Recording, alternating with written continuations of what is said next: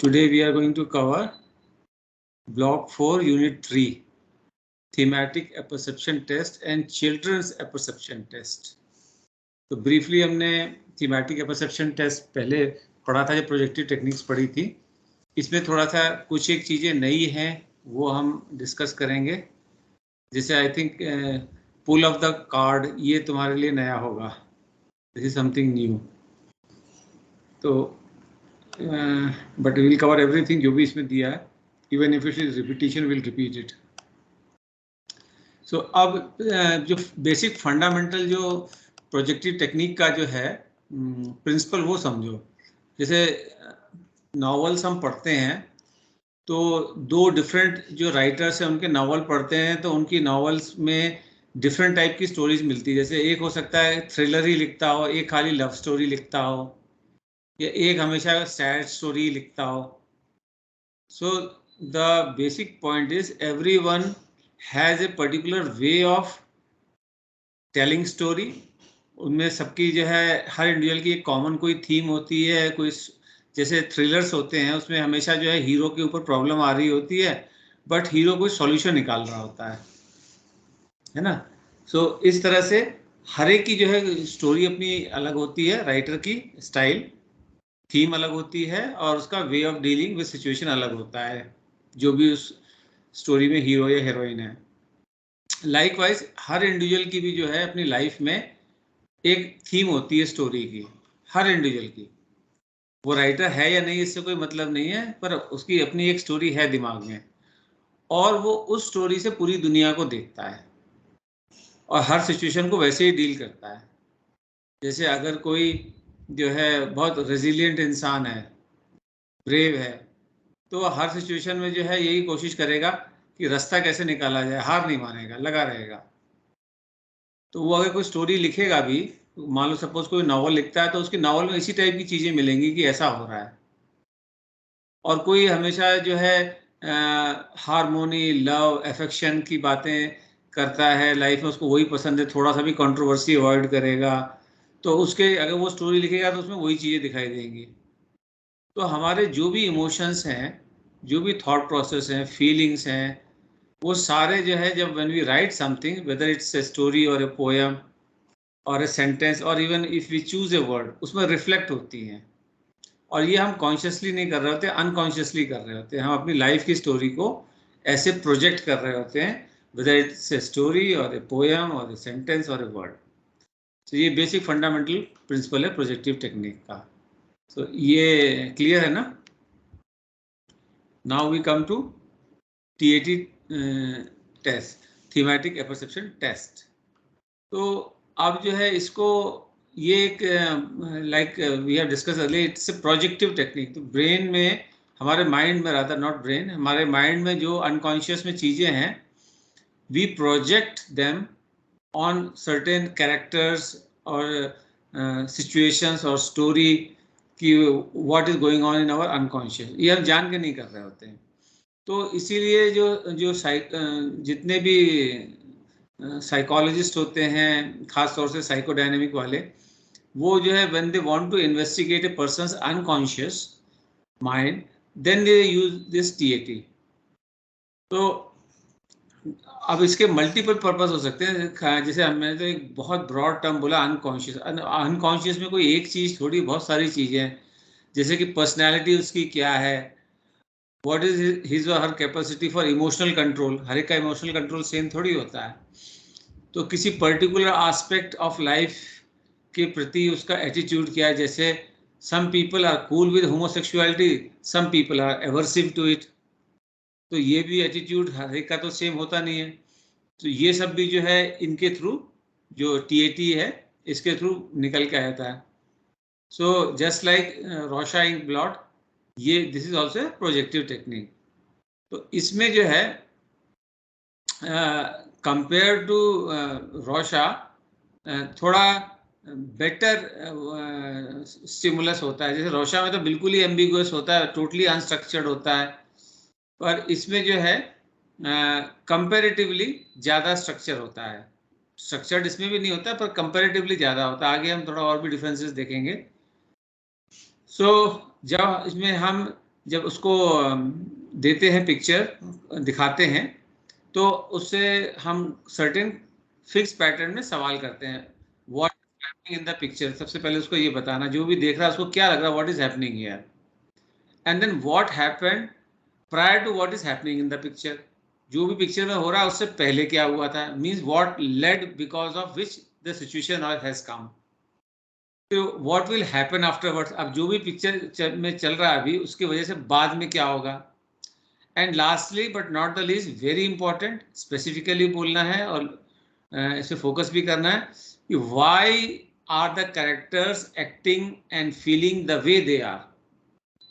तो ये जो उसके अनकॉन्शियस में जो भी रीजंस वगैरह है वो निकल के आ जाएंगे, कि जैसे वो कह रहा है कि ये आपस में इसलिए लड़ रहे हैं क्योंकि उसने कभी उसको प्यार नहीं किया और वो उसका अटेंशन चाहता या चाहती है, what ever that may be, तो उसका जो प्रोजेक्शन आ जाएगा, है ना।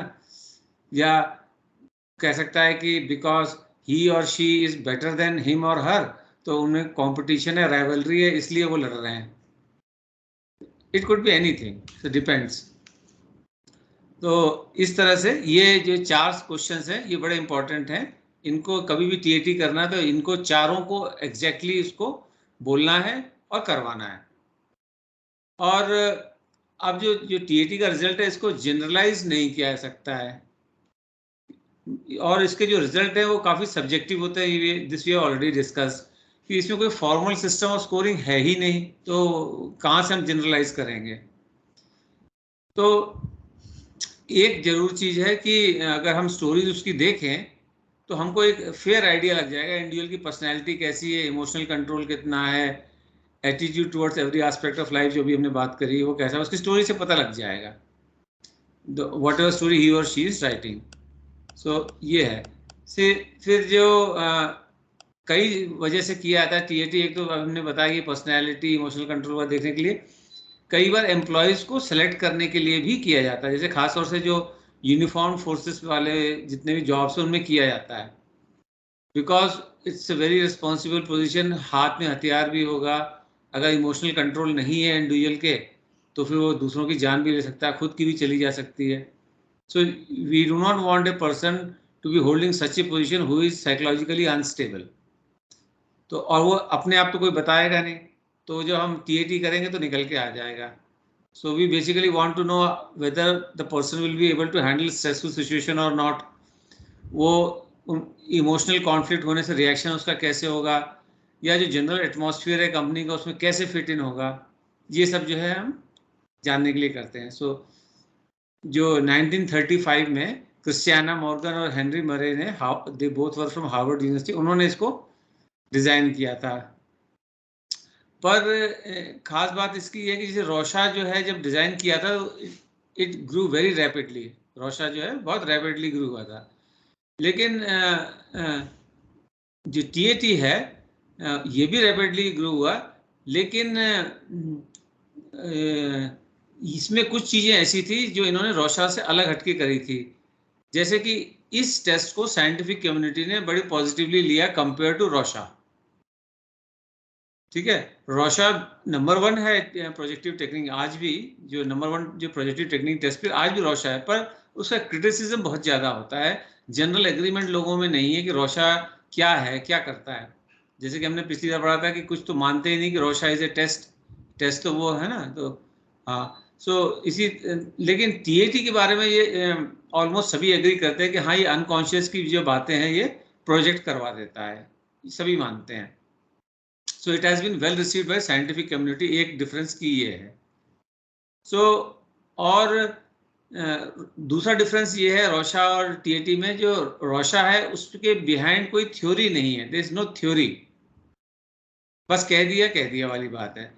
बट ये जो टीएटी है it is based on Henry Murray's theory of needs. उसका ये कहना है कि हर इंडिविजुअल की कुछ नीड्स होती हैं और वो नीड्स फुलफिल करने के लिए वो करता है कोशिश, और या तो कोई चीज़ फैसिलिटेट कर रही होगी उस नीड को फुलफिलमेंट के लिए, या कोई रुकावट डाल रही होगी, ऑब्स्ट्रक्शन होगा, तो वो उसकी प्रोसेस हो गई, नीड्स एंड प्रोसेस।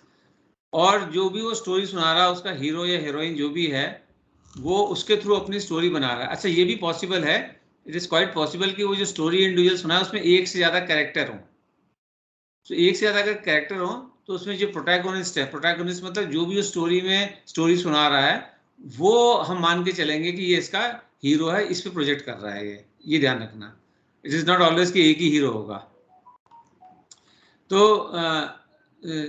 दूसरा डिफरेंस ये हो गया कि TAT is based on Henry Murray's theory of needs, whereas Rorschach is atheoretical. atheoretical मतलब कोई थ्योरी नहीं है। फिर तीसरा डिफरेंस ये है कि जो TAT के ऑथर्स है they are very conservative about the evaluation of TAT। मतलब उन्होंने बहुत कोई टॉल क्लेम्स नहीं किए कि हम सब कुछ निकाल लेंगे अनकॉन्शियस से और ये बेस्ट टेस्ट है और सारे डायग्नोसिस हो जाएंगे, nothing like that. They simply said कि इसमें जो है अनकॉन्शियस की बातें प्रोजेक्ट हो जाएंगी।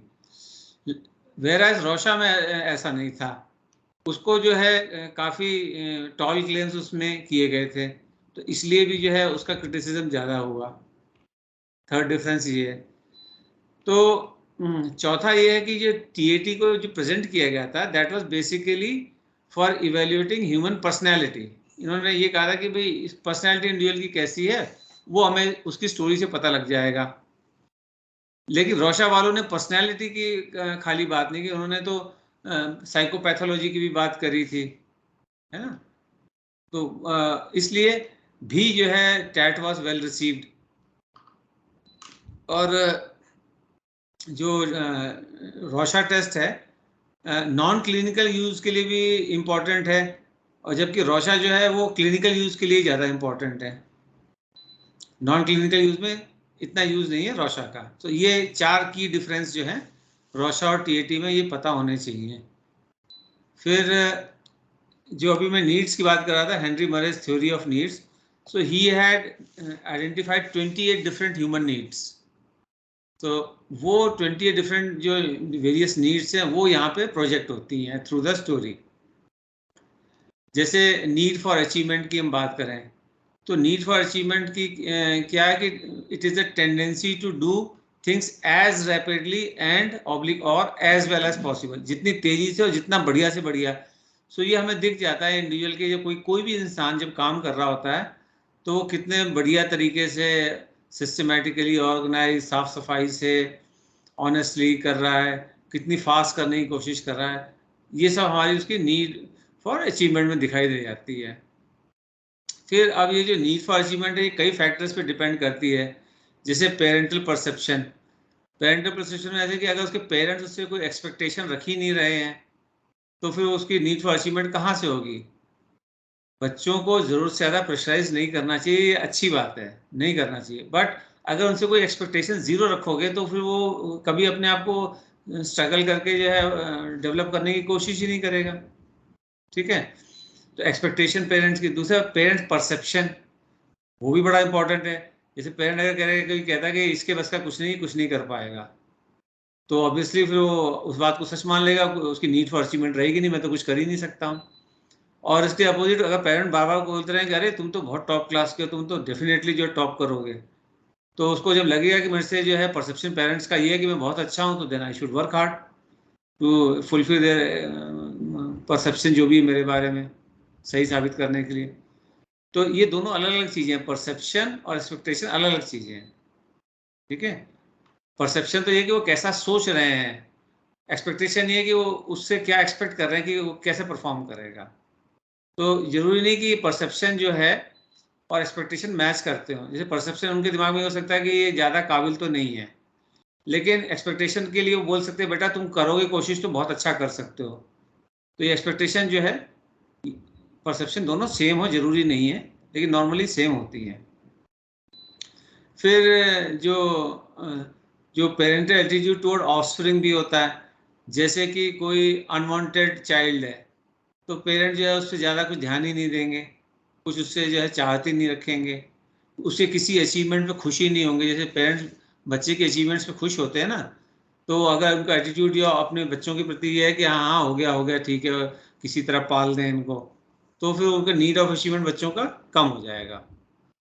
और lastly but not the least, जो खुद का भी अपना एक स्टैंडर्ड होता है इंडिविजुअल का, वो भी इम्पॉर्टेंट होता है, वो भी डिसाइड करता है नीड फॉर अचीवमेंट में कि भाई मुझे कुछ मिले ना मिले ये काम मैंने किया है तो इस पर मेरी स्टैम्प होनी चाहिए। मेरी स्टैम्प मतलब काम की क्वालिटी बतानी चाहिए कि ये काम जो है मैंने किया है।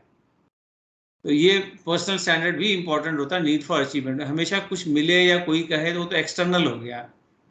तो अगर एक्सटर्नल हुआ भी तो वो ज़्यादा लंबा नहीं चलेगा, टेम्परेरी रहेगा। जैसे ही एक्सपेक्टेशन हटी या परसेप्शन जो है खराब हुआ, एटीट्यूड खराब हुआ, तो फिर डील करना बंद कर देगा। लेकिन अगर सेल्फ मोटिवेटेड अपने आप को जो है ऊपर रखना चाहता है वो खुद ही, तो फिर उसका नीड ऑफ अचीवमेंट मेंटेन रहेगा। सो नॉर्मली ये देखा जाता है कि जिनके हायर नीड फॉर अचीवमेंट होते हैं, they achieve higher economic and social position in society.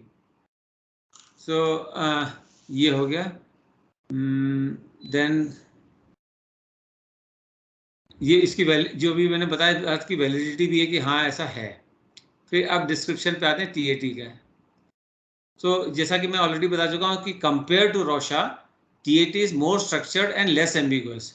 जैसे अभी ये जो पिक्चर स्क्रीन पर दिखाई दे रही है, ये जो है कार्ड 1 है टीएटी का। तो इसमें क्लियरली दिख रहा है कि एक बच्चा है, वो वायलिन जो है उसके सामने रखी हुई है और वो बैठ के उसको देख रहा है। ठीक है, तो पिक्चर क्या है, इसमें कोई एम्बिग्यूटी नहीं है। व्हाट द पिक्चर इज, इसमें कोई एम्बिग्यूटी नहीं है। रोशा में जो है एम्बिग्यूटी है कि क्या चीज़ है, इट कैन बी एनीथिंग। सो ये एक की डिफरेंस जो मैंने बताया था वो ये है। तो इसमें जो है 30 ब्लैक एंड वाइट पिक्चर्स होती हैं और 1 ब्लैंक पिक्चर होती है। So pictures are some pictures are designed specifically for males, some are for female subject, some are appropriate for older people, some are appropriate for young ones, कुछ सबके लिए common होती हैं। So total in all 10 cards दिखाते हैं। ठीक है, तो और जो जैसे मैंने बोला कि कुछ कार्ड सबके लिए अप्रोप्रिएट होते हैं, उनमें से कार्ड 1 है जो स्क्रीन पे है। बच्चे के लिए भी ठीक है, फीमेल के लिए भी ठीक है, मेल के लिए भी ठीक है, ओल्डर के लिए भी ठीक है। So this is what it is. So अब इसमें जो जो एक साइकोलॉजिस्ट है बलाक, तो बलाक के अनुसार ये जो कार्ड 1 है, इसमें जो स्टोरी आएगी वो स्टोरी उसके इंटरपर्सनल रिलेशनशिप के बारे में बताएगी। जो भी पेरेंटल फिगर्स हैं, जो भी उसके केयर गिवर्स हैं, मदर फादर, उनसे उसके कैसे रिलेशन है, वो ये स्टोरी ये निकल के आएगी इसमें से, वॉट एवर द स्टोरी में भी। सो ये कार्ड्स जो है इसी तरह से डिजाइन किए होते हैं कि एक सर्टेन पर्टिकुलर टाइप का जो है एस्पेक्ट उसकी पर्सनालिटी का निकल के आएगा। जैसे कि इस पिक्चर में जो उसका रिलेशनशिप टुवर्ड्स पेरेंटल फिगर क्या है, ये निकल के आएगा, what ever may be the story. तो इसीलिए जो है जो टीएटी कंडक्ट कर रहा है और इवेल्युएट कर रहा है, उसको पता होना चाहिए कि कौन सी पिक्चर क्या एलिसिट करेगी, क्योंकि उससे हमको इन्वेस्टिगेशन में भी हेल्प मिलेगी ना, कि हम इन्वेस्टिगेशन कर रहे हैं तो हम क्या जानना चाहते हैं वैसे ही कार्ड चूज करेंगे, है ना। अगर हमको क्लिनिकल इंटरव्यू में पता लग गया है कि उसके अपने पेरेंट्स से बड़े अच्छे रिलेशन है, कोई इशू ही नहीं है वहां पे, हाँ, तो फिर इसका फिर क्या फायदा क्या है। ठीक है, सो एक और जैसे कार्ड 4 है, उसमें जो है एक फीमेल है, she is clutching the shoulder of a man, और उसकी फेस और बॉडी जो है अपोजिट डायरेक्शन में, as if they are pulling away. तो अब ये कुछ भी हो सकता है कि वो उसको बुला रही हो अपनी तरफ, कोई ये भी सोच सकता है वो झगड़ा करके एक दूसरे से अलग जा रहे हैं, डिपेंड करता है। सो ये वाला जो कार्ड है, कार्ड 4 मैंने बताया, जिसमें women is clutching the shoulder of the man and the body and face are pulling apart, दूसरी तरफ जा रहे हैं। तो ये जो है मेल फीमेल रिलेशनशिप के बारे में बताता है। ठीक है, so it could be anything, depend करता है। जैसे होमोसेक्सुअलिटी भी इससे पता लग सकती है। नॉर्मली जो होमोसेक्सुअल मेल्स की बात कर रहा हूँ, जैसे example, for example suppose gay is there, तो उसके एक कॉमन थीम निकल के आएगी उसकी स्टोरीज में कि वो फीमेल्स से जो है हेट करता होगा, या he will not be liking female, और he will be painting females as something evil. So इस टाइप की जो है निकल के आती हैं। सो जो कि मैंने ऑलरेडी बताया, हर कार्ड जो कोई ना कोई एस्पेक्ट बता रहा है, वो पता होना जरूरी है। सो जैसे कार्ड 12F है, ये जो है कॉन्फ्लिक्टिंग इमोशंस अबाउट सेल्फ के बारे में बता रहा है, अपने ही बारे में। जैसे कभी कोई इंसान सोचता है कि मैं बहुत अच्छा हूँ, कभी कोई इंसान सोचता है कि नहीं नहीं, I am good for nothing, conflicting है, I am good looking, no I am not good looking at all. तो ऐसे कॉन्फ्लिक्टिंग इमोशंस जो हैं वो निकल के आते हैं कार्ड 12F से, ठीक है। और ये जो TAT है, it could be use for children, लेकिन नॉर्मली जो है इसको एडोलेसेंट और एडल्ट्स के लिए लिया जाता है, बच्चों के लिए भी होता है TAT, for children is also there, वो आगे है तो तब उसमें हम बात करेंगे। तो इसमें जो है एडमिनिस्ट्रेशन जो हम कर रहे हैं तो इंस्ट्रक्शंस बड़े इंपॉर्टेंट होते हैं। जैसे कि हम उसको क्लाइंट को बोलेंगे कि you have to make up an imaginative and dramatic story, है ना। अगर हमने उसको बोला कि भाई रियल लाइफ की कोई स्टोरी निकलो, ऐसे बोल दिया तो फिर तो वो कुछ और ही लिखेगा। लेकिन जब हम उसको छूट दे देंगे be imaginative and write a dramatic story, तो फिर प्रोजेक्शन बेटर होता है। अदरवाइज रिस्ट्रिक्टेड हो जाएगा ना, अगर रियल लाइफ का ही सिर्फ वो जो बोल रहा है तो फिर प्रोजेक्शन अच्छा नहीं होगा। और फिर रियल लाइफ में फिर सोशली डिजायरेबल वाली बात भी आ जाती है, ठीक है। और वो तो मैंने बता दिया, what is happening, what led to what is happening and what will happen. और ये बड़ा इंपॉर्टेंट है, मैंने तब भी बोला था, फोर्थ वाला क्वेश्चन फिर बोल रहा हूँ, what the story characters are feeling and thinking, दोनों चीजें, फीलिंग एंड थिंकिंग दोनों। सो फीलिंग से जो है इमोशंस का पता लगेगा कि what kind of emotions the person is having, thinking से हमें उसके थॉट प्रोसेस के बारे में पता चलेगा, ठीक है। फिर एक और इसमें जो है, जब हम एडमिनिस्टर करते हैं तो जैसे मैंने बताया था जब हम IQ वाला पढ़ रहे थे, कि IQ टेस्ट को एडमिनिस्टर करना तो एक बात है, इम्पोर्टेंट है, अच्छे से करना चाहिए, नो डाउट।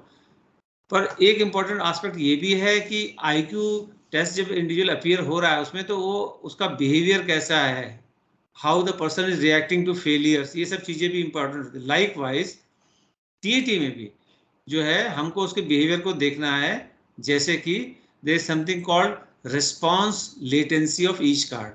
तो हम उसको जब कोई कार्ड दिखाते हैं तो उसके बाद में कितनी देर बाद वो स्टोरी बताना स्टार्ट करता है। तो जितना ज़्यादा देर कर रहा है इसका मतलब कुछ ना कुछ इशू यहाँ पे है, ठीक है। सो वो भी हमें ध्यान में रखना होगा।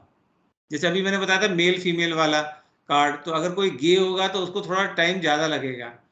अच्छा, हमेशा ऐसा नहीं है कि वो टाइम ज़्यादा लगे, ये भी हो सकता है कि उसका जो है कोई वो कोई कमेंट करे, कार्ड देखते ही करे, अरे ये तो अजीब सा कार्ड है ना, अरे इसमें तो कुछ समझ में ही नहीं आ रहा है।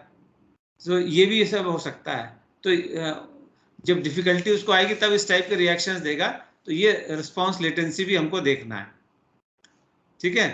और कोई रिस्पॉन्स भी हो सकता है, जैसे किसी कार्ड को देखते हुए उसके चेहरे पे जो है सरकास्टिक स्माइल आई, या सैड हो गया, या उसको घबराहट होने लग गई चेहरे पे, इट कुड बी एनीथिंग। तो उसके जो है इस रिस्पॉन्स को भी नोट करना है। एंड रिएक्शन टाइम, देखो थोड़ा सा ही फर्क है रिस्पॉन्स लेटेंसी और रिएक्शन टाइम में। रिस्पॉन्स लेटेंसी में तो कार्ड दिखाया और स्टोरी उसने बतानी शुरू करी उसके बीच में। रिएक्शन टाइम में कार्ड दिखाया और उसका first reaction, it could be anything, कि ये कार्ड अजीब है, या तो समझ में नहीं आ रहा, या तिरछा करके दिखाओ, कुछ भी, वट एवर, या स्माइल है, ये सब जो है रिएक्शन होते हैं। तो रिएक्शन टाइम कितना है और रिस्पॉन्स लेटेंसी क्या है, दोनों देखना है, ठीक है। और हर कार्ड मैंने बताया ना कि उसका अपना एक कोई थीम होगा, कोई एक नीड होगी, कोई कॉन्फ्लिक्ट होगा, वो हर कार्ड से निकल के आएगा। तो वो चीज़ हमको जब हम ये सब नोट करेंगे तब समझ में आएगी। तो जैसे हेट्रोसेक्सुअल रिलेशनशिप का कोई कार्ड हमने दिखाया, तो उसमें जो है रिस्पॉन्स लेटेंसी बहुत ज़्यादा है, रिएक्शंस पॉजिटिव नहीं है, तो हमको ये पता चलेगा अच्छा इसको हेट्रोसेक्सुअल रिलेशंस में कुछ इशू है, ऐसे है। फिर होता है इंक्वायरी फेस। अब ये जो हमने कुछ चीज़ें तो नोट कर ली अपने आप ही उसके रिएक्शंस वगैरह देख के, पर हर चीज़ हमें पता नहीं लग सकती है, तो कुछ चीज़ें हमें उससे पूछनी पड़ेंगी। जैसे हो सकता है कि हमें वी आर नॉट श्योर कि इसका रिएक्शन इसमें पॉजिटिव था या नेगेटिव था, या ये भी हो सकता है कि वो बड़ा इमोशनल कंट्रोल वाला इंसान हो, उसने अपने इमोशंस जो है रिवील ही नहीं किए हैं अच्छे से। तो फिर हम उसको जो है इन्हीं चीज़ों को घुमा फिरा के पूछेंगे, जैसे कि अच्छा ये बताओ कि ये कैसा लगा तुम्हें TAT टेस्ट, तो कुछ बोलेगा वो। अच्छा तुम्हें सबसे अच्छा कार्ड कौन सा लगा, ये सबसे इंटरेस्टिंग कार्ड कौन सा लगा। इस तरह से जो है हम उससे जब पूछेंगे या तुम्हारा सबसे फेवरेट कार्ड इसमें से कौन सा है, वॉट एवर में भी, है ना। तो कोई अच्छा ऐसा कार्ड बताओ जिसमें इंप्रूवमेंट की जरूरत तुमको लगती है, वॉट एवर में भी। तो ऐसे घुमा फिरा के हम उससे जब बात करेंगे तो वो निकल के आएगा, दैट इज इंक्वायरी फेज, उससे भी हमें उसके बारे में पता चलेगा। ठीक है। Then comes pull of the card, जो मैं स्टार्टिंग में बोल रहा था।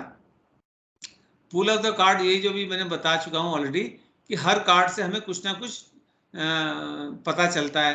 कुछ कार्ड्स ऐसे होते हैं उसमें टिपिकली सबके रिस्पांस लगभग सेम से होते हैं। जैसे रोशा में हमने किया था ना कि 70% जो है वो सेम रिस्पांस देते हैं एक पर्टिकुलर कार्ड में। लाइकवाइज टीएटी में भी देयर आर सर्टेन कार्ड्स, उसमें कुछ टिपिकल रिस्पॉन्सेस सभी अधिकतर सब्जेक्ट्स के सेम आते हैं, that is the pull of the card. ठीक है। तो ये टेक्निकल वर्ड है, ये पता होना चाहिए, एग्जाम में हो सकता है अगर पूछा भी जाए तो you should be able to explain. और जो टीएटी कार्ड्स की जहाँ तक बात है, जो सारे कार्ड्स ऐसे होते हैं उसमें शेडिंग होती है और डार्क टाइप के होते हैं। अभी भी हमने जो पिक्चर देखा था बच्चे का, उसका बैकग्राउंड सारा डार्क था। तो वुड कट वगैरह होते हैं। और जो भी कभी कभी डिटेल्स भी डिस्टिंग्विश नहीं हो पा रहे होते हैं कि ये कि इनका आपस में रिलेशन क्या है, या ये लड़ रहे हैं कि नॉर्मली बात कर रहे हैं, ऐसा जो है उसमें होता है। तो इस वजह से नॉर्मली जो है टीएटी कार्ड्स में जो स्टिमुलस होता है या पुल होता है, वो जो है ग्लूमी और मेलंकली स्टोरीज निकल के आती हैं उसमें से। So most of the TAT cards, because of their shadings and dark background and indistinguishable details, the pull of the cards is gloomy or melancholic stories. ठीक है, क्योंकि वही हम देखना चाह रहे हैं। हम हाँ कि उसमें इश्यूज क्या हैं वो देखना चाह रहे हैं। अच्छी चीज है तो अच्छी बात है, वो तो हमें जानने की जरूरत ही नहीं है। तो एक और भी है कि जो कार्ड है, जो एक्चुअल टीटी कार्ड है, वो ज़्यादा इम्पोर्टेंट है रिस्पोंडेंट के प्रोजेक्शन से, कि एक्चुअली जो है उसका इमोशन प्रोजेक्ट होगा या नहीं होगा, ये इस बात पे डिपेंड करेगा कि कार्ड कैसा है। जैसे मान लो इंडिविजुअल हो सकता है कि सब कुछ नॉर्मल और बढ़िया है, लेकिन कार्ड ही ऐसा है, वो ग्लूमी स्टोरी जो है, पुल ऑफ द कार्ड इज की ग्लूमी स्टोरी है, तो हर एक कोई ग्लूमी स्टोरी लिखेगा, उसके बेसिस पे हम कहें कि डिप्रेस्ड है।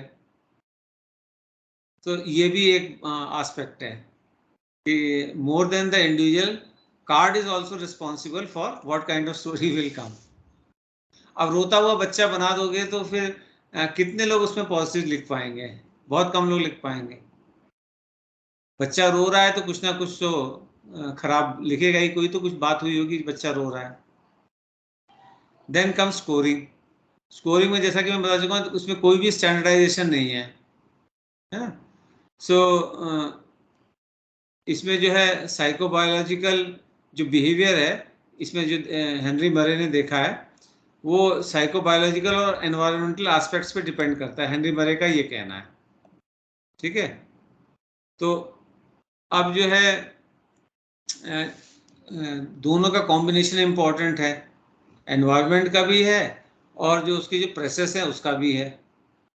ठीक है।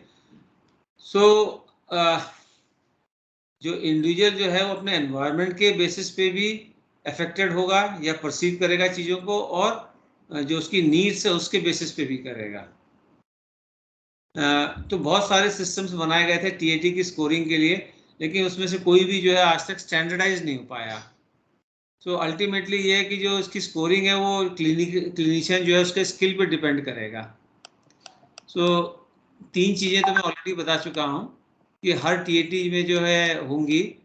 एक तो हीरो होगा, एक नीड्स होगी, एक प्रेस होगी, चौथी थीम्स, और पांचवी आउटकम।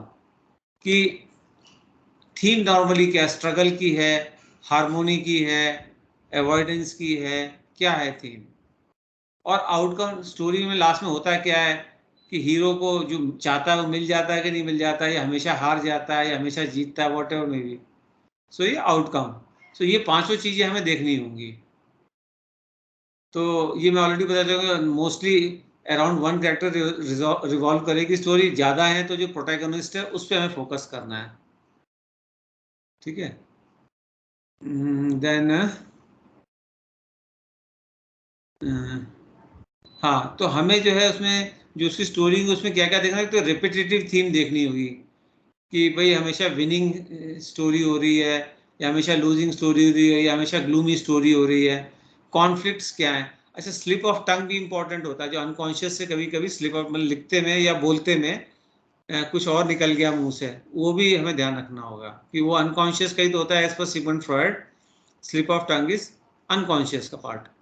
सो कितना इमोशनल कंट्रोल है, degree of emotional control, sequence of stories क्या है, ये भी होता है कि ग्रेजुअली उसकी स्टोरी जो है स्ट्रांग होती जा रही है या ग्रेजुअली वो जो है डिप्रेस वाली स्टोरी की तरफ जाता जा रहा है। स्टार्टिंग में तो बड़ा विनिंग्स एटीट्यूड था।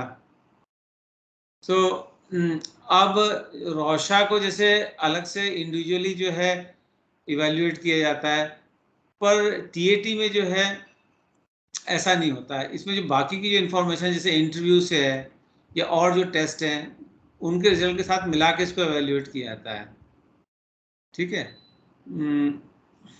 तो इसमें बेसिकली आप कोई स्पेसिफिक प्रोसीजर भी लगा सकते हो और आप जो है इंडिविजुअल क्लिनिशियन का स्किल भी लगा सकते हो, कॉम्बिनेशन भी लगा सकते हो, डिपेंड करता है।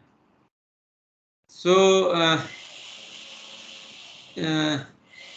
हाँ, एक ये कि recent example is a scoring system design to measure how people are likely to resolve personal problems.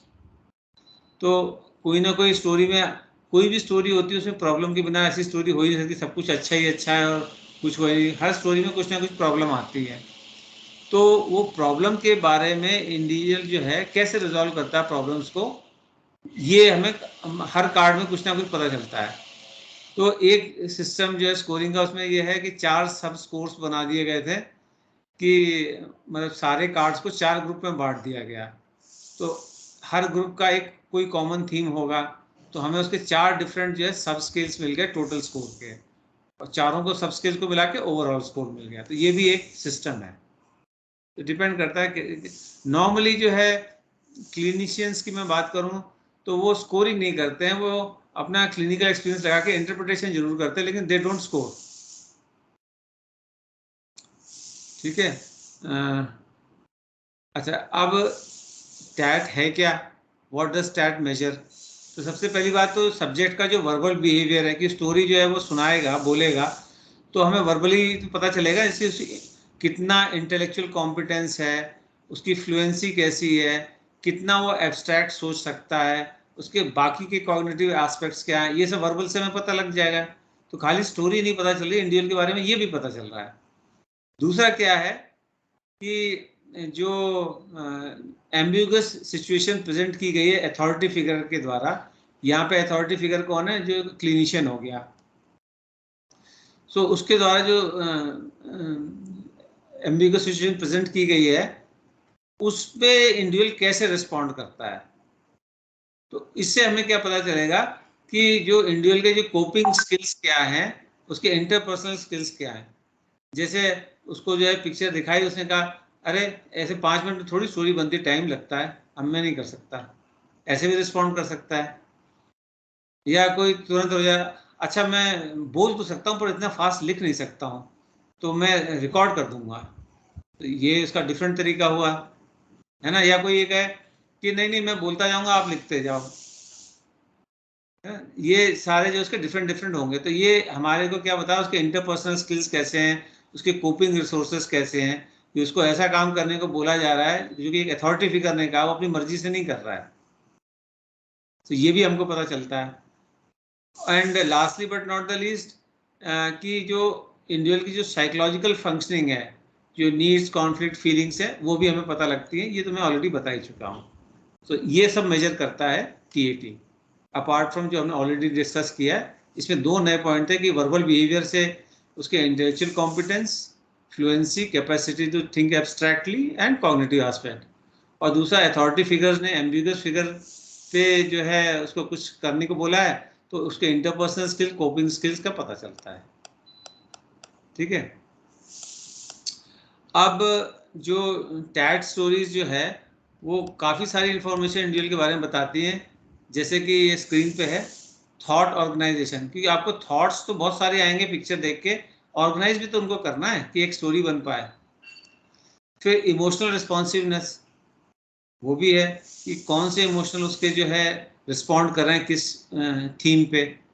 Psychological needs हम बात कर चुके हैं। व्यू ऑफ द वर्ल्ड, वो दुनिया को कैसे देखता है, उसी हिसाब से तो स्टोरी बनाएगा लोग क्या कर रहे हैं। फिर इंटरपर्सनल रिलेशनशिप्स, वो स्टोरी में भी पता चलेगा, और जो कैसे रिस्पॉन्ड करता है इंस्ट्रक्शंस पे वो भी। सेल्फ कॉन्सेप्ट जो भी हीरो का है वो इसका माना जाएगा। फिर कोपिंग पैटर्न, ये हमने बात कर ही ली है। उसके एम्बिगस फिगर पे रिस्पॉन्ड करने के लिए अथॉरिटी फिगर से, उससे भी पता चलेगा, प्लस जो स्टोरी में हीरो जो है कैसे कोप कर रहा है उससे भी पता चलेगा। सो बेसिकली जो है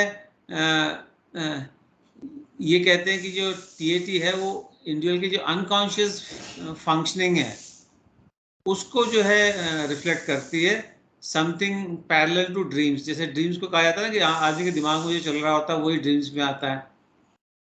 पर इसके जो है कई डिटर्मिनेंट्स हैं, साइकोलॉजिकल फंक्शनिंग की बात कर रहा हूँ, तो उसका जो है इम्पैक्ट हमको पता चलता है टीएटी से।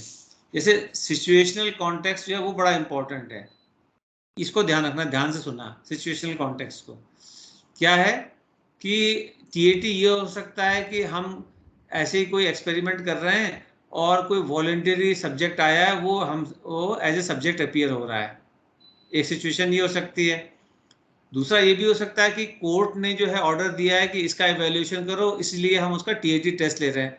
तो यहाँ पे तो इंडिविजुअल विलिंगली तो आया नहीं है, तो वो जो है, और प्लस उसको कोई इंटरेस्ट है कि उसको इस रिजल्ट में क्या निकल के आएगा, उसके बेसिस पे उसको फायदा या नुकसान हो सकता है। तो इसलिए जो इंटरप्रिटेशन है उसमें सिचुएशन कॉन्टेक्स्ट जो बड़ा इंपॉर्टेंट होता है, ये ध्यान रखना। ये बात समझ में आ गई सिचुएशनल कॉन्टेक्स्ट वाली? ठीक है। फिर इसमें जो है दूसरा जो है चीज़ है कि directing set is also important. तो डायरेक्टिंग सेट क्या है कि जो अपीयर हो रहा है टेस्ट में वो क्या सोचता है टेस्ट के बारे में, टेस्ट करने वाले के बारे में, टेस्ट की सिचुएशन के बारे में। जैसे अगर कोई आदमी ये सोच रहा है कि अरे मुझे अपने बारे में बहुत कुछ चीज़ें जो नहीं पता वो नई नई जानने को मिलेंगी, तो वो डिफरेंट तरीके से करेगा। कोई ये सोचेगा मेरे में कमियां निकाली जाएंगी, वो डिफरेंट तरीके से करेगा। कोई जॉब के लिए कर रहा है वो डिफरेंट तरीके से करेगा। सो ये डायरेक्टिंग सेट हो गया। सो सिचुएशनल कॉन्टेक्स्ट और डायरेक्टिंग सेट, ये दोनों की भी इंपॉर्टेंस है। जब हम इवेल्युएट करेंगे तो ध्यान में रखना, ये दोनों चीज़ें मेरे ख्याल नई होंगी तुम्हारे लिए, ये पहले नहीं पढ़ी है। समझ में आ गई ना दोनों? ठीक है। Now comes the reliability. तो we have already discuss in last chapter also, here also. इसमें कोई रिलायबिलिटी का पॉसिबिलिटी नहीं है कि एक इंडिविजुअल सेम स्टोरी को वर्बैटिम हर बार बोले, पॉसिबल ही नहीं है। प्लस इंडिविजुअल के जो अपने जो है मूड और अफेक्ट है वो चेंज हो सकते हैं, ट्रांजिटरी होते हैं। तो इमोशंस जो आएंगे उस हिसाब से स्टोरी चेंज हो सकती है, तो भी रिलायबिलिटी हम कहाँ से लाएं। प्लस तीसरी बात है कि इसमें ज़रूरत ही नहीं कुछ लोगों का कहना कि रिलायबिलिटी की ये ऑब्जेक्टिव टेस्ट है ही नहीं, so why we should worry about having reliability. ठीक है। एक और बड़ी इंपॉर्टेंट बात है, जो टीएटी है इसको जो स्टार्टिंग में बनाया गया था, इट वाज रिसर्च टूल। ये भी एक डिफरेंस है रोशा और इसमें। रोशा जो है वो रिसर्च टूल नहीं था, वो तो उन्होंने क्लिनिकल एस्पेक्ट के लिए बनाया था, पर ये रिसर्च टूल था। तो इंडिविजुअल की जो फैंटेसीज वगैरह हैं और कंपेयर करेंगे उसको नॉर्मल इंडिविजुअल से, उसके लिए था। लेकिन इसको बहुत तेजी से जो है टीएटी को क्लिनिकल यूज के लिए भी अडॉप्ट कर लिया गया। नॉट अडेप्ट, अडॉप्ट, दोनों में फर्क है। अडेप्ट में तो चेंजेस लाते हैं, अडॉप्ट मतलब जैसा है वैसा ले लिया, तो इसको अडॉप्ट किया गया था। No changes were made for clinical use. तो और कोई रिलायबिलिटी या वैलिडिटी टेस्ट भी नहीं किया गया था क्लिनिकल यूज के लिए। So basically it was never made with the purpose of having reliability and validity. तो इसलिए भी इसमें जो है ये बात ही करना बेकार है कि रिलायबिलिटी है या नहीं है। ये कुछ की रीजन है रिलायबिलिटी के होने और ना होने के, प्रोज एंड कॉन्स के। सो ये मैं ऑलरेडी पिछले चैप्टर बता चुका हूँ, कुछ लोगों का ये आर्गुमेंट है कि प्रोजेक्टिव टेक्निक में जो है रिलायबिलिटी मीनिंगलेस है। तो अगर आपको जो है स्टैंडर्ड मेथड चाहिए वहाँ पे आपको रिलायबिलिटी मिलेगी, ये स्टैंडर्ड मेथड है ही नहीं। तो एक और भी आर्गुमेंट है रिलायबिलिटी ना होने के फेवर में कि इसमें अप्रोच जो है वो इडियोग्राफिक है, हर इंडिविजुअल यूनिक है, तो हर एक के बारे में हम डिफरेंट चीज़ जानेंगे। तो नोमोथेटिक अप्रोच तो है ही नहीं, तो स्टैंडर्डाइजेशन और रिलायबिलिटी का कोई स्कोप ही नहीं है प्रोजेक्टिव टेक्निक में। ये भी एक आर्गुमेंट है। फिर एक और आर्गुमेंट है, ये भी नया होगा तुम्हारे लिए। जैसे जो ऑब्जेक्टिव टेस्ट होते हैं उसमें स्प्लिट हाफ रिलायबिलिटी होती है कि ऑल्टरनेट क्वेश्चंस होते हैं, उनका स्कोर लगभग सेम होना चाहिए। लेकिन वो ये यहाँ पे पॉसिबल है ही नहीं कि हर कार्ड डिफरेंट चीज मेजर कर रहा है, तो उनमें कैसे जो है रिलायबिलिटी हो सकती है, उनमें सिमिलरिटी हो ही नहीं सकती है। सो स्प्लिट हाफ जो है रिलायबिलिटी हो ही नहीं सकती है। और दूसरी बात यह है कि जो पैरेलल फॉर्म ऑफ रिलायबिलिटी है वो भी नहीं हो सकती है। जैसे कि अगर कोई हम दो डिफरेंट टीएटी हैं तो वो उनमें कार्ड सेम होंगे जरूरी थोड़ी है, तो उनमें आपस में भी जो है पैरेलल फॉर्म की रिलायबिलिटी नहीं होगी, ये भी बात है। और टेस्ट रीटेस्ट रिलायबिलिटी भी कैसे होगी, वर्बेटिम इंडिविजुअल कर ही नहीं सकता है। ठीक है। और हमने बात करी थी कि इंस्ट्रक्शंस पे भी डिपेंड करता है। हम उसको ये कह रहे हैं कि बताओ ये मेल है फीमेल है, तो ऑब्जेक्टिविटी आ जाएगी। हम ये कहें कि बताओ ये आपस में क्या बात कर रहे हैं, तो रिलायबिलिटी कहाँ से आएगी, आ ही नहीं सकती। तो ये भी है। तो the determination of reliability also assumes that extraneous sources of variations are held in check, that is the stress is standardized। तो बिना स्टैंडर्डाइज की रिलायबिलिटी कैसे आएगी, आ ही नहीं सकती है। तो वो इसमें हम स्टैंडर्डाइज कर ही नहीं सकते हैं कि भाई इतना लिखोगे और ऐसे लिखोगे और इससे ज़्यादा नहीं लिखोगे, तो फिर प्रोजेक्टिव टेक्निक रही ही नहीं। तो इसलिए ये सब जो है, अच्छा ये भी है, सीक्वेंस ऑफ कार्ड चेंज करने से भी जो है चेंज हो जाती हैं चीज़ें, ये भी डिपेंड करता है।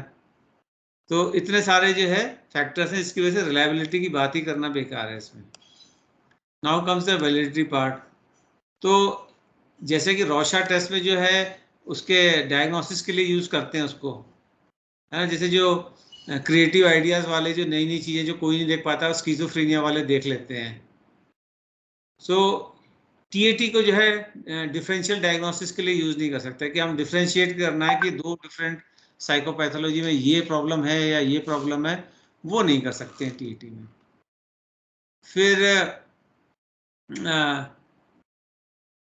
ये जो आइडेंटिफिकेशन ऑफ पर्सनल वेरिएबल्स है, तो कुछ कहती हैं स्टडीज़ कि ये ऐसा कर सकते हैं, कुछ कहती हैं कि नहीं कर सकते हैं। मतलब वैलिडिटी ये भी नहीं है कि हाँ भाई जो उसके पर्सनल वेरिएबल्स हैं वो यूजफुल, उसमें यूजफुल ये है कि नहीं आइडेंटिफिकेशन में।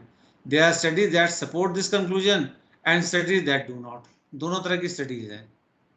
We can not say conclusively whether or not it is useful in the differentiation of personality variables. Then comes validity of TAT is practically nil, यानी कि इसकी वैलिडिटी के बारे में सोचना भी नहीं चाहिए। और एक रिसर्च ये कहती है impressive evidence for its validity. तो दोनों ही अपोजिट चीज़ें जो हैं टैट के बारे में अवेलेबल है। ठीक है। और फिर एक हॉल्ट ने ये भी कहा कि भाई टीएटी कोई आईक्यू का टेस्ट थोड़ी है, तो उसमें रिलायबिलिटी वैलिडिटी का कोई सीन ही नहीं बनता है। और जैसे कि हमने बात करी, जो सेम बिहेवियर है उसको in many number of ways it can be analyzed. So how to discuss validity on the basis of that, है ना। तो एक बलाक ने एक बुक लिखी हुई है, बड़ी कॉम्प्रिहेंसिव है, उसमें हर कार्ड के बारे में लिखा हुआ है कि कौन से कार्ड से किस टाइप की इंफॉर्मेशन निकल के आएगी। So that a clinician should be aware. यहाँ तक समझ में आया तो मैं आगे बढ़ूँ। ठीक, now next is application of TAT. So ये इसको बैटरी ऑफ टेस्ट के साथ में भी यूज करते हैं टीएटी को। ये टीएटी टेस्ट जो है ग्रुप में भी एडमिनिस्टर किया जा सकता है, इंडिविजुअली भी किया जा सकता है। और basically it is used for intended to evaluate personality. Not psychopathology और डिफरेंशियल डायग्नोसिस। ठीक है, जो इंडिविजुअल का जो पर्सनल व्यू है, वर्ल्ड व्यू है, उसका attitude about towards self and others, ये निकल के आएगा। फिर जो स्टोरीज का कंटेंट है, जो सब्जेक्ट बता रहा है, तो उससे जो एग्जामिनर वो क्या एवेल्युएट कर पाएगा कि एक तो जो वोकल टोन जो बोल रहा है उसके बोलने के तरीके से हमको आइडिया लग जाएगा, बॉडी लैंग्वेज जो पोस्चर है, कहाँ हेजिटेट कर रहा है, कहीं कहीं इमोशनल रिस्पॉन्स हो रहे हैं क्या पर्टिकुलर थ्योरी में, तो ये एंशियस हो जा रहा है कहीं पे, कोई बीच में कमेंट कर रहा है पिक्चर के बारे में या स्टोरी के बारे में, कोई पिक्चर उसको पसंद नहीं आ रही है, किसी पिक्चर के बारे में स्टोरी अवॉइड कर रहा है, बताना नहीं चाहता है, ये सब चीज़ें भी हमें नोट करनी होती है, उससे भी बहुत कुछ पता चल रहा है। फिर ये मैं ऑलरेडी बता चुका, एम्प्लॉयमेंट के लिए खासतौर से जो यूनिफॉर्म फोर्सेस वाले हैं वहाँ पे काफ़ी यूज़ होता है इसका, कि वो high level of psychological stress झेल पाएगा कि नहीं झेल पाएगा। और कहाँ पे ये यूज़ नहीं होना चाहिए वो हम बात कर चुके हैं डिफरेंशियल डायग्नोसिस में। ठीक है, हाँ ये है कि जिसको ऑलरेडी कोई डायग्नोसिस हो चुका है उसको एडमिनिस्टर कर सकते हैं टू कंफर्म, जैसे किसी को डिप्रेशन ऑलरेडी डायग्नोस हो चुका है तो उसको एडमिनिस्टर करेंगे तो कंफर्म हो जाएगा कि हाँ ये वो मैच कर रहा है कि नहीं रहा डायग्नोसिस, ये कर सकते हैं, but not for differential diagnosis. फिर लेटेस्ट जो है अभी जो फॉरेंसिक पर्पसेस हैं उनके लिए भी ये यूज होने लगा है, जैसे evaluating the motivations, general attitude of person accuse of violent crime.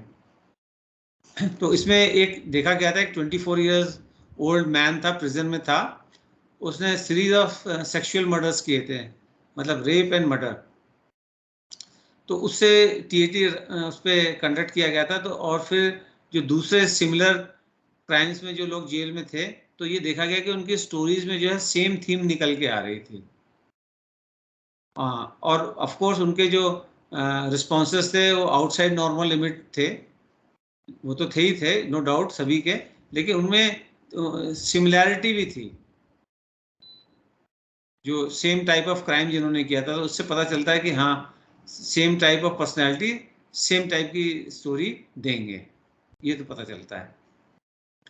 और साइकोथेरेपी में जो है वहाँ पे भी यूज़ हम इसका कर सकते हैं कि हम कोई थेरेपी दे रहे हैं तो इम्प्रूवमेंट आ रहा है इंडिविजुअल में कि नहीं आ रहा है, तो ये हम कई बार उसको देंगे इंटरवल्स पे, तो स्टोरी से हमें पता लगता रहेगा। तो ये काफ़ी मेरे हिसाब से इम्पोर्टेंट है ये कि टीएटी का कहाँ कहाँ यूज़ हो सकता है। और इंडिविजुअल असेसमेंट तो हमने बता ही दिया कि उसकी पर्सनैलिटी कैसी है, और ये भी हमने ऑलरेडी बात किया कि जो उसके ऑब्जेक्ट रिलेशंस है, यानी कि जो उसके पेरेंटल फिगर्स के साथ में है, ठीक है, वो भी बताएगा।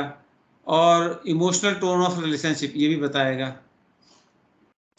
देन हाँ ये भी है, टीएटी से हमको ये भी पता चलता है कि how much the person is emotionally involve in relationship. देखो रिलेशनशिप में होना एक अलग बात है, रिलेशनशिप में इमोशनली इन्वॉल्व होना अलग बात है। सो हमें जो उसका इमोशनल एस्पेक्ट है, इमोशनल इन्वॉल्वमेंट है रिलेशनशिप में, टीएटी से वो पता चलता है उसकी स्टोरीज से।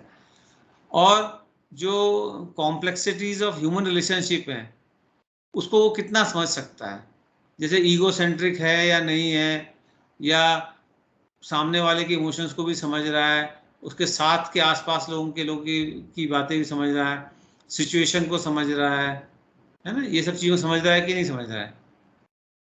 और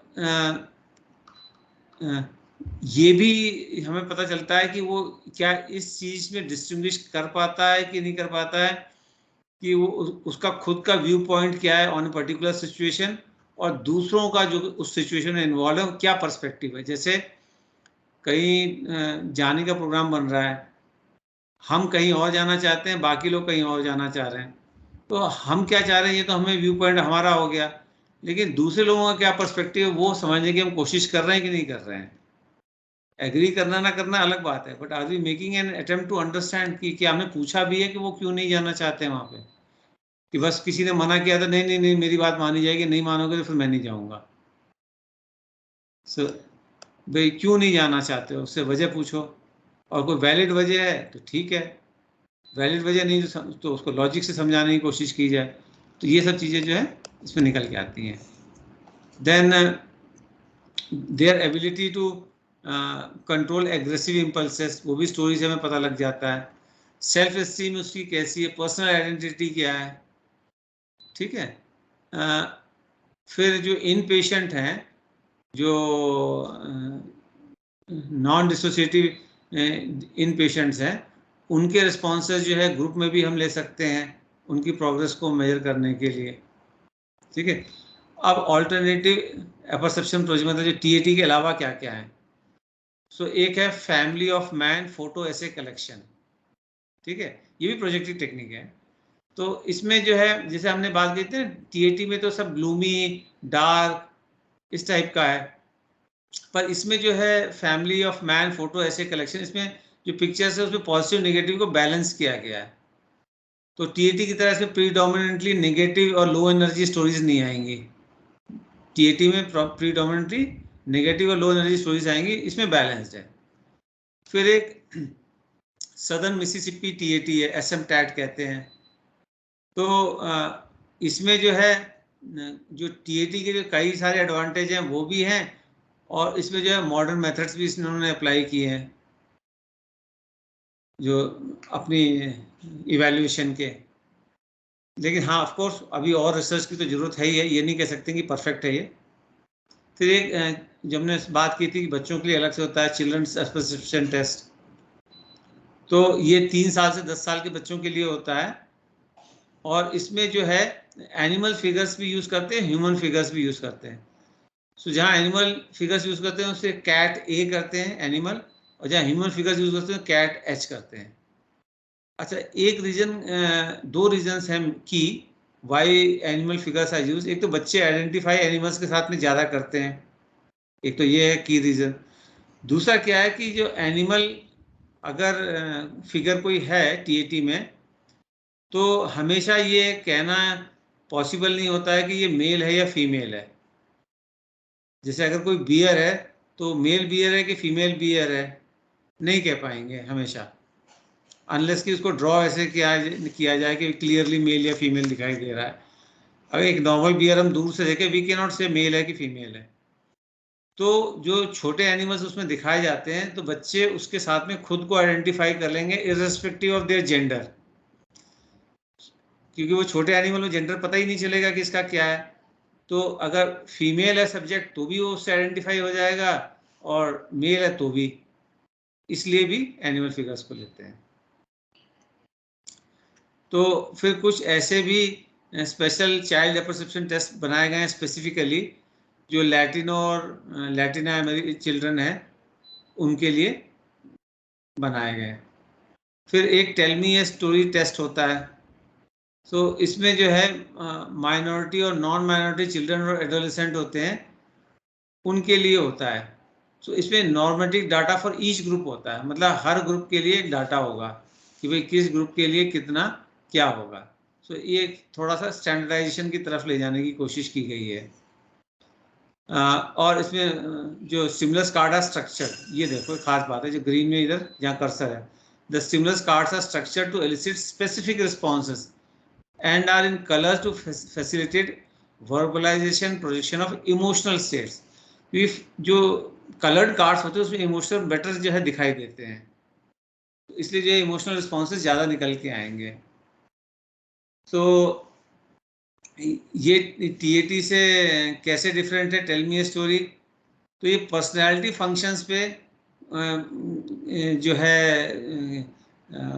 उस पर्सनालिटी फंक्शन में क्या चीज़ स्पेसिफिक जो इंटरनलाइज इंटरपर्सनल रिलेशनशिप है उस पर फोकस करता है। जैसे उसमें टीएटी में तो खाली पर्सनालिटी पे था, इसमें जो इंटरनलाइज इंटरपर्सनल रिलेशनशिप है उस पर फोकस हो रहा है। वहाँ 30 कार्ड्स हैं, यहाँ 23 कार्ड्स हैं, वहाँ पे ब्लैक एंड वाइट थे, यहाँ पे क्रोमेटिक पिक्चर्स हैं, ठीक है। टीएटी में था ना कि वो सब ब्लैक एंड वाइट थे, एक ब्लैंक था। फिर यहाँ पे टेल मी स्टोरी में जो है मीनिंगफुल स्टोरीज होती है, इसमें conflict resolution of bipolar personality function है, मतलब दो कॉन्फ्लिक्टिंग सिचुएशंस दी गई होंगी, उसमें सॉल्यूशन इंडिविजुअल कैसे निकाल रहा है ये देख रहे होते हैं हम। और टीएटी में जो है एम्बिगस होता है, हम कह नहीं सकते हैं कि सिचुएशन क्या है, पर यहाँ पे क्लियरली पता चल रहा था कि सिचुएशन में कॉन्फ्लिक्ट है, दो डिफरेंट अपोजिट चीजें हैं। तो हम ये देखते हैं कि सब्जेक्ट इसमें कैसे बैलेंस बिठा रहा है, सॉल्यूशन कैसे निकाल रहा है। इसी से तो दिखेगा हम उसका इंटरपर्सनल जो है स्किल्स और रिलेशनशिप कैसे हैं। ठीक है, वहां पे जो हमने बताया था कि प्राइमरीली ग्लूमी और डार्क और सैड जो है स्टोरीज होंगी टीएटी में, यहाँ पे जो निगेटिव पॉजिटिव को बैलेंस किया गया था। ठीक है, ये भी एक डिफरेंस है। तो ये भी टेल मी स्टोरी और टैट में जो डिफरेंसेस पता होनी चाहिए। देन जो टेल मी स्टोरी में जो कार्ड्स हैं वो कल्चरली रेलेवेंट होते हैं, जेंडर सेंसिटिव हैं और एम्बिग्यूटी कम है। टीएटी में ये सब नहीं है, कल्चर का कोई लेना देना नहीं है, जेंडर सेंसिटिव नहीं है और एम्बिग्यूटी है उसमें। फिर इसी तरह से जो है जो सीनियर सिटीजन्स हैं, एल्डरली हैं, उनके लिए कार्ड्स बने हुए हैं। टीएटी मतलब एपर्सेप्शन टेस्ट है, जेरोंटोलॉजिकल एपर्सेप्शन टेस्ट।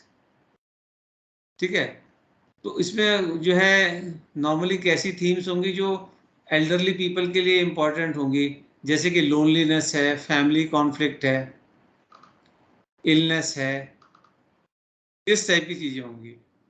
तो इसी का एक पैरेलल फॉर्म है सीनियर एपर्सेप्शन टेस्ट। तो दोनों में से कोई से भी कर सकते हैं। तो इसमें जो है वो 20 आइटम्स होते हैं और जो अगर किसी चीज़ के प्रति टॉलरेंस है, जैसे लेटेस्ट से लोनलीनेस के लिए टॉलरेंस है तो है, लोनलीनेस कोई बात नहीं, तो उसके लिए 0 मार्क्स होगा। और अगर जो है लैक ऑफ टॉलरेंस है तो 1 मार्क्स होगा। मतलब जितना ज़्यादा हाई स्कोर होगा उतनी प्रॉब्लम ज़्यादा है, जितना लो स्कोर होगा उतना अच्छा है। सो लोनलीनेस के लिए एफिलिएशन विद अदर्स है, fear of losing ones place oblique status, बुढ़ापे में बड़ा होता है कि अब मुझे कोई इंपॉर्टेंट नहीं समझता, मैं कुछ नहीं हूँ, मुझे कोई पूछता नहीं है। फिर हेट्रोसेक्सुअलिटी के लिए कंसर्न है, ओल्ड एज में होता है। फिर जो कंपेनियनशिप है, हेट्रोसेक्सुअलिटी, सोशियबिलिटी, ये सब जो है इसमें देखा जाता है। ये हम चाइल्ड परसेप्शन टेस्ट ऑलरेडी बात कर चुके हैं। सो इसमें भी वही रिलेशनशिप इश्यूज, सिबलिंग राइवलरी भी पता चलती है, एग्रेशन, साइकोसेक्सुअल जो कॉन्फ्लिक्ट्स हैं सिगमंड फ्रॉइड वाले, वो भी इसमें निकल के आते हैं।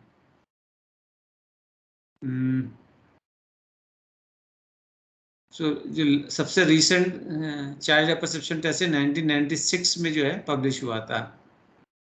एनिमल ह्यूमन वाला मैं बता ही चुका हूँ।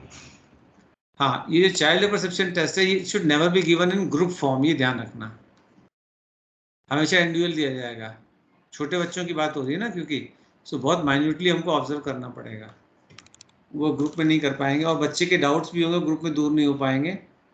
तो इसलिए हमेशा नॉर्मली 20 to 30 मिनट्स होंगे। कैट एच में बता ही चुका हूँ।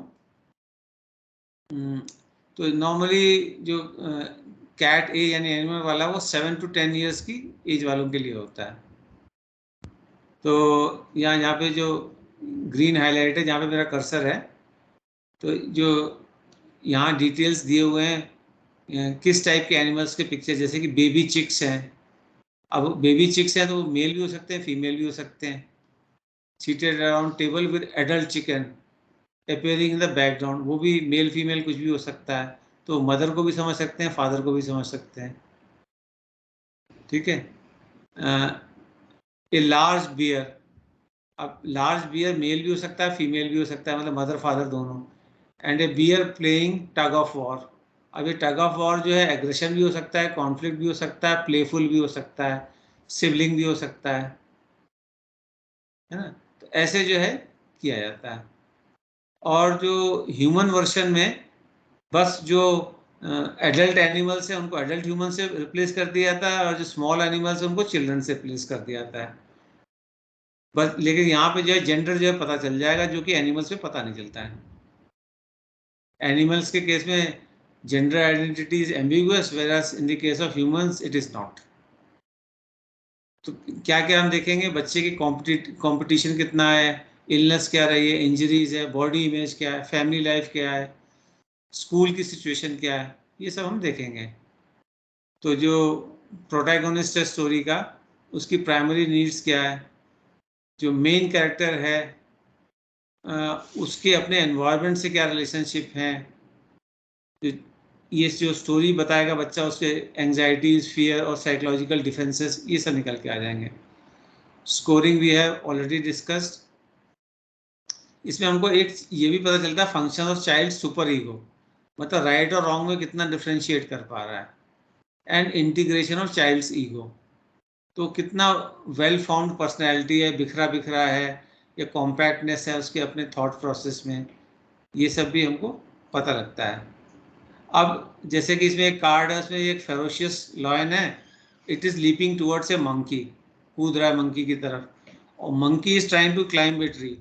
तो इसमें बच्चा अगर जैसे बोलता है कि दोनों खेल रहे हैं और टाइगर जो है मंकी को जो है टच करने के लिए जा रहा है और मंकी जो है खेलते खेलते भाग के पेड़ पे चढ़ रहा है, तो मतलब कोई कॉन्फ्लिक्ट नहीं, बच्चा प्लेफुल है, खुश है। और अगर ये कह रहा है कि टाइगर जो उसको मारने जा रहा है और मंकी जो है बचने के लिए पेड़ पे चढ़ रहा है, तो यानी कि कोई कॉन्फ्लिक्ट उसके दिमाग में, पनिशमेंट से बचने का बच्चे के दिमाग में, ठीक है। और पनिशमेंट को इवेड करना है, कैसे करना है, ये भी उसके दिमाग में है कि पेड़ पे चढ़ जाए तो टाइगर नहीं चढ़ पाएगा, इस तरह से। सो ये हो गया। देन इसमें जो है सीएटी में जो उसकी पर्सनल हिस्ट्री और मेडिकल हिस्ट्री वो भी आती है।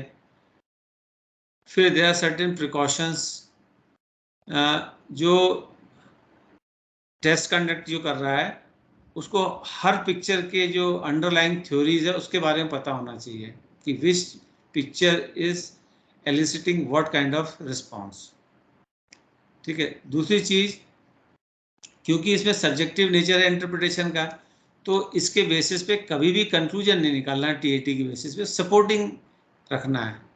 ये बनाया ही नहीं गया था किसी चीज़ के डायग्नोसिस के लिए, तो रिसर्च टूल था, it was adapted in clinical use without any validation, reliability test. तो ये भी कोई क्लियर कट एविडेंस अवेलेबल नहीं है कि ये टीएटी है, it measures your needs, conflicts या other human motivations, it has never been validated in a reliable वे।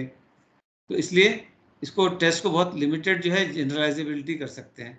जो अभी मैं बता रहा था जो बियर वाला वो ये है, तो इसमें देखो दो छोटे, एक दो बड़े बियर है, एक छोटे बियर है, तो इसमें बच्चा कुछ भी कह सकता है। जैसे एक बियर के लिए कह दे कि ये मम्मी है, ये पापा है, और ये जो है यहाँ से पापा की तरफ है, तो ये दिखाई देगा कि ये मम्मी के अगेंस्ट में पापा के फेवर में है, या इसको पापा कह सकता है या इसको मम्मी कह रहा है। इसको गेम के रूप में भी कह सकता है, ये भी कह सकता है कि छीन रहे हैं एक दूसरे से, they are trying to snatch away, तो कुछ भी कह सकता है बच्चा ये। और छोटा जो बियर है वो उसकी जेंडर कुछ पता ही नहीं लग रहा है, तीनों में से किसी का जेंडर पता नहीं लग रहा है, इसे जेंडर एम्बिग्यूटी जान के रखी गई है, ठीक है।